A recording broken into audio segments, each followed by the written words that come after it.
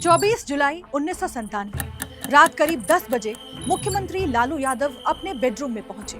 उन्होंने पत्नी राबड़ी से कहा, सुनिए, कल सुबह आपको सीएम का शपथ लेना है। इतना सुनते ही राबड़ी रोने लगी। आखिरकार लालू के बहुत समझाने पर वो तैयार हुई। अगले ही दिन 25 जुलाई को राबड़ी ने बिहार की पहली महिला मुख्यमंत्री के तौर पर शपथ ली। शपथ लेते हुए वो 3 बार अटकी और इत्तेफाकन 3 बार सीएम भी रही। आगे राबड़ी सरकार में दर्जन भर से ज्यादा बड़े नरसंहार हुए, जिस पर हाईकोर्ट ने कमेंट किया, ये जंगल राज है। बिहार की इलेक्शन सीरीज मुख्यमंत्री में आज कहानी राबड़ी देवी की, कैसे घर की रसोई से निकलकर एक महिला बन गई बिहार की महारानी।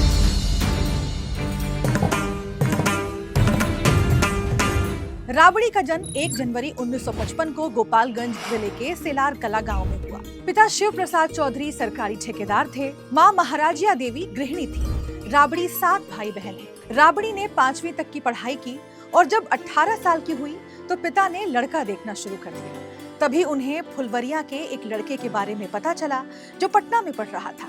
ये लड़का कोई और नहीं, लालू यादव ही थे। साल 1973 में बसंत पंचमी के दिन फुलवरिया से सेलार कला बारात आई और लालू राबड़ी की शादी हो गई। लालू को दहेज में 5 बीघा जमीन और 5 गायें मिली। वो अपनी biography Gopalganj to Raisina my political journey में लिखते हैं, शादी के समय जब मैंने सिंदूरदान किया तब राबड़ी ने घूंघट कर रखा था। करीब 1 साल बाद गौना हुआ तो वो घर आई, तभी उन्हें पहली बार देखा। मैंने उनसे कहा कि मैं बिहार में चल रहे छात्र आंदोलन का नेता हूँ, मुझे पटना जाना है। वो चुप थी। कुछ समय बाद राबड़ी भी पटना आ गई। उनका सादा रहन सहन पति के मुख्यमंत्री बनने पर भी नहीं बदला। 1990 में लालू पहली बार सीएम बने। इसके बावजूद 4 महीने तक लालू परिवार पटना वेटनरी कॉलेज के चपरासी क्वार्टर्स में रहा। दरअसल लालू के भाई वेटनरी कॉलेज में चपरासी थे। खपरेल की छत वाले घर में राबड़ी खाना बनाती और बच्चों की देखभाल करती। राजनीति में उनकी कोई दिलचस्पी नहीं थी। फिर आया साल 1995। लालू दूसरी बार बिहार के सीएम बने, लेकिन अगले ही साल चारा घोटाले में उनका नाम आ गया। सीबीआई ने लालू के खिलाफ चार्जशीट दाखिल कर दी। 24 जुलाई 1997 की शाम तक सेंट्रल फोर्सेस ने सीएम आवास को घेर लिया। अब लालू की गिरफ्तारी तय थी और उन्हें मुख्यमंत्री की कुर्सी भी छोड़नी थी। लेकिन लालू को डर सता रहा था कि अगर परिवार से बाहर का कोई सीएम बना तो सत्ता और पार्टी में उनकी पकड़ कमजोर पड़ जाएगी। ऐसे में लालू ने एक दांव चला। सीनियर जर्नलिस्ट अनुरंजन झा अपनी किताब गांधी मैदान ब्लफ ऑफ सोशल जस्टिस में लिखते हैं, लालू ने कांग्रेस अध्यक्ष सीताराम केसरी को फोन कर कहा, केसरी जी, हम राबड़ी को मुख्यमंत्री बना रहे हैं, क्या आप समर्थन देंगे? बदले में जो कहिए सब मंजूर होगा। इसकी भनक आरजेडी के टॉप नेताओं को भी नहीं थी।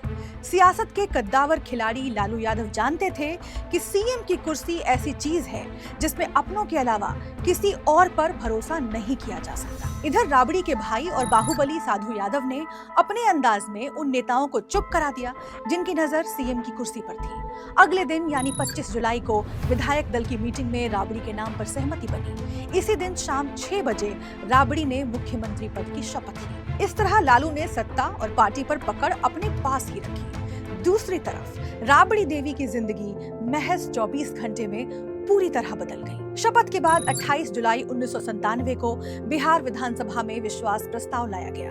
वोटिंग हुई तो उनके पक्ष में 194 वोट पड़े, यानी उन्हें बहुमत मिल गया। राबड़ी जब विधानसभा से बाहर आई तो उन्होंने मीडिया से कहा, मैं पति की हर बात मानूंगी, लेकिन उनके गलत आदेश को नहीं। लालू भले ही जेल में थे, लेकिन सरकार वही चलाते थे।